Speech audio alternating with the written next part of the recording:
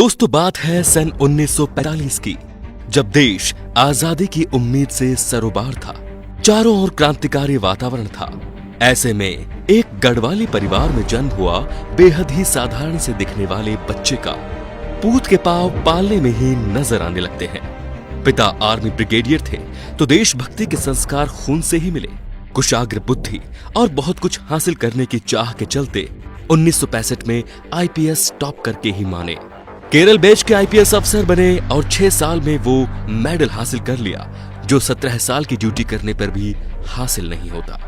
मन के भीतर तो देश के लिए कुछ करने की ख्वाहिश सुलग रही थी। उसी के चलते पाकिस्तान में जासूस के तौर पर तैनात हो गए। 6 साल वहां जासूसी करते रहे।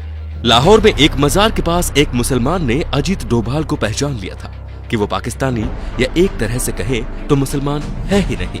उस मुसलमान ने पूछा कि क्या तुम हिंदू हो?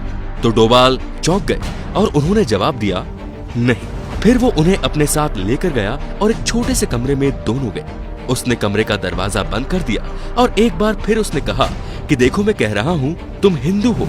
डोभाल ने फिर से ना में जवाब दिया।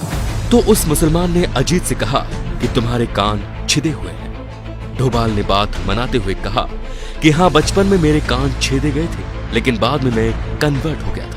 उसने कहा तुम बाद में भी कन्वर्ट नहीं हुए थे। खैर, तुम इसकी प्लास्टिक सर्जरी करवा लो, नहीं तो यहाँ के लोगों को शक हो जाएगा।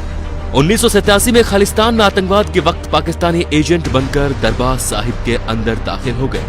3 दिन तक लगातार आतंकवादी के साथ मिलकर रहे और उनकी सारी जानकारी ली और ऑपरेशन ब्लैक थंडर को अंजाम दिया। 1988 में कीर्ति चक्र मिला। यह अवार्ड लेने वाले वो देश के एकमात्र नॉन आर्मी व्यक्ति थे। असम जाकर उन्होंने उल्फा आतंकवाद को कुचला।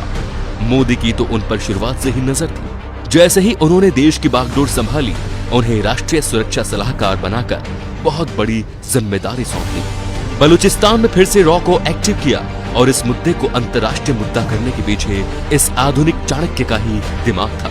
केरल की 45 ईसाई नर्सों को ईरान में आईएसआई ने जब किडनैप कर लिया था, तो वो स्वयं ईरान जाकर बिना किसी नुकसान के उनको वापस लेकर देश आए। मई 2015 की सर्जिकल स्ट्राइक के वक्त तो एक इंसान जान गया कि उनकी अहमियत क्या है, जब म्यांमार से 5 किलोमीटर अंदर घुसकर 50 आतंकवादी को मारने का कारनामा उनकी ही कप्तानी में हुआ था। नागालैंड के आतंकवादियों से ऐतिहासिक डील करवाने वाले और उनसे हथियारों का समर्पण करवाने वाले वही थे।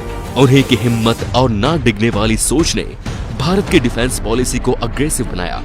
इसी का नतीजा था कि जब पाकिस्तानी शिप भारत की सीमा में दाखिल हुआ, तब बिना किसी चेतावनी के उसने उसको उड़ा दिया। फिर आया इतिहास का वो सबसे बड़ा दिन। दिसंबर 2016 में पाकिस्तान की जमीन पर पहली बार सर्जिकल स्ट्राइक हुई। 3 किलोमीटर अंदर जाकर 40 आतंकवादियों और 9 पाकिस्तानी फौजियों को मारा। अपने किसी सैनिक को आंच तक नहीं आने दी। एयर स्ट्राइक में भी उनकी ही भूमिका रही।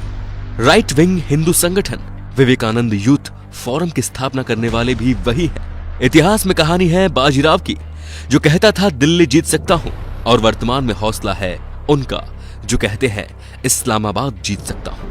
और कोई नहीं, वो है मोदी के चाणक्य अजीत डोभाल। तो दोस्तों, कश्मीर में 370 हटाने पर पैदा हुए हालातों का जायजा लेने भी अजीत डोभाल स्वयं गए थे और उन्होंने अपने हिसाब से ही स्थिति को सामान्य किया और वहां के लोकल लोगों के साथ मिलकर उनके साथ हंसी ठिठोली करके उनके साथ वक्त बिताया।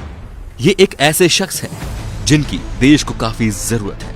अगर आप हमारे इस बात से सहमत हैं तो इस वीडियो को आगे से आगे शेयर करते जाइए दोस्तों। कमेंट में इनको लेके अपने विचार जरूर बताइए।